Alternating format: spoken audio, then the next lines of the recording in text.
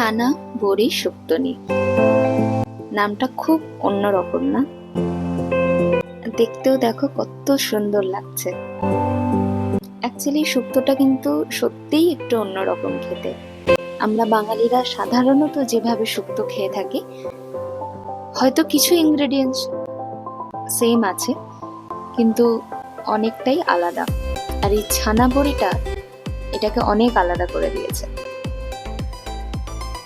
পেঁপে অনেকেই ভালোবাসে না, কিন্তু আমার মনে হয় তাদেরকে যদি এভাবে পেঁপে শুক্তোটা দেওয়া হয়, নিশ্চয়ই তারা খাবে। আর এটা পুরোটা দেখার পর কেমন লাগলো আমাকে কিন্তু অবশ্যই জানাবেন আপনারা।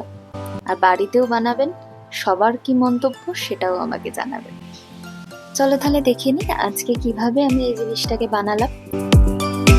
পেঁপেগুলোকে ভালো করে একটুখানি জলে ভাপিয়ে নিও। পেঁপেগুলোর মধ্যে থেকে কষটাও বেরিয়ে যাবে আর পেঁপেগুলোও নরম হয়ে যাবে। ভাপিয়ে নেওয়ার পর একটা প্লেটে আলাদাভাবে তুলে রাখো। তারপরে এই ছানা বড়িটা কিভাবে বানাবো সেটা চলো দেখে নিই। ছানা বড়ি বানানোর জন্য কিছুই লাগবে না। ছানাটাকে লেবু বা ভিনেগার দিয়ে কাটিয়ে নিও। তারপরে এই বড়িটার বাইন্ডিং এর জন্য আমরা এখানে সেদ্ধ আলু ইউজ করেছি। সেটাকে একটুখানি গ্রেট করে নিয়ে ছানাটার সাথে মিশিয়ে দাও। তার মধ্যে নুন, গরম মশলার গুঁড়ো আর একটুখানি চিনির গুঁড়ো দিয়ে অনেকক্ষণ ধরে পারলে একটুখানি ভালো করে হাতের তালু দিয়ে মাখিয়ে নাও, তাকে একদম সফট হয়ে যায়। যদি ছানাটার মধ্যে কোনো রকম একটুখানি ছানা ছানা মানে গুঁড়ো গুঁড়ো ব্যাপারটা থেকে যায় না, তাহলে এটা ফেটে যেতে পারে। তারপরে একদম শেষে ঘিটা দিয়ে একটু ভালো করে মালিশ করিয়ে দাও।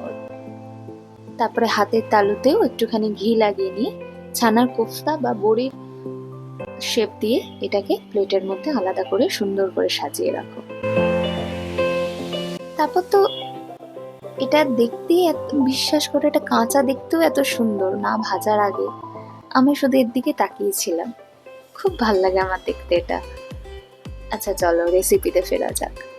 এরপরে এগুলোকে তেল একটা কড়াতে তেল বেশি কিছুটা তেল, ওই ধরো ডিপ ফ্রাই না আর তা আবার শ্যালো ফ্রাইও না, কিছুটা মতন তেল নিয়ে এগুলোকে ভালো করে ভেজে নাও। কিন্তু ভাজার সময় মাথায় রেখো গ্যাসটা যেন লো ফ্লেমে থাকে, নয়তো এগুলো ভেতর থেকে কাঁচা থেকে যাবে আর বাইরে থেকে পুড়ে যাবে। তো এই জিনিসটা কিন্তু খুব ভালোভাবে মাথায় রেখো।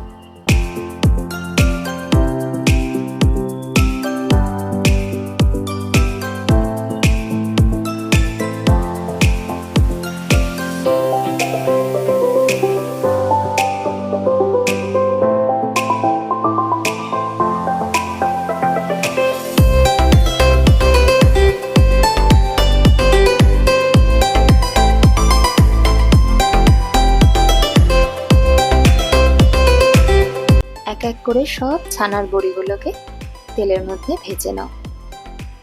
একটু টাইম লাগে ভাজাটা করতে, কারণ লো ফ্লেমে ভাজতে হয়, আর নয়তো বাইরে থেকে পুড়ে যাবে।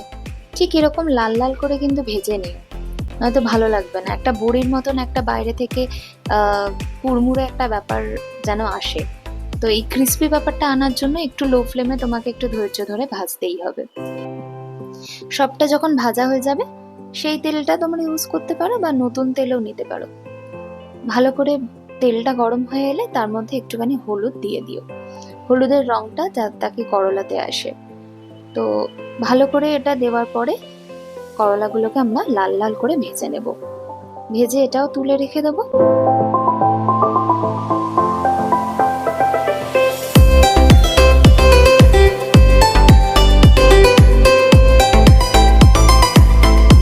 তারপর চাইলে ওই তেলেই আমরা যে সেদ্ধ করে রাখা পেঁপেগুলো রেখেছিলাম, একটু হালকা সিদ্ধ করা, সেগুলোকে ভালো করে একটুখানি ভেজে নিও।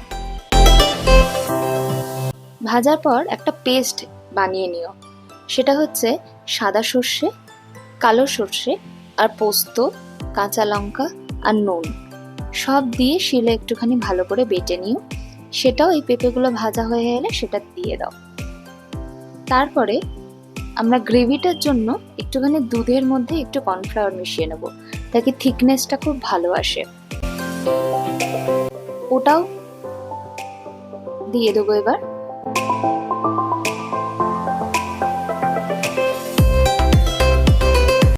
তারপরে অল্প একটু নুন আর ভেজে রাখা করলাগুলো তুলে দেব।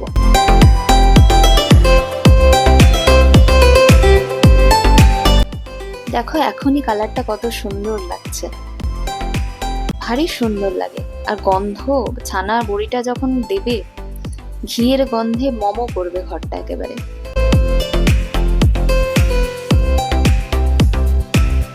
ছানার বড়িগুলো দেওয়ার পর বেশি নাড়ানাড়ি করবে না এটাকে, কারণ ছানার বড়িগুলো ভেঙে যেতে পারে। তো তারপরে অল্প একটুখানি জলে ভালো করে ফুটিয়ে নাও।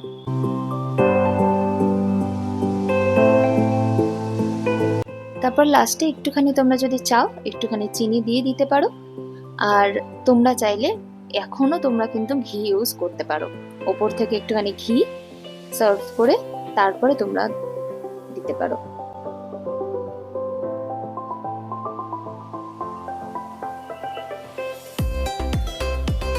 তো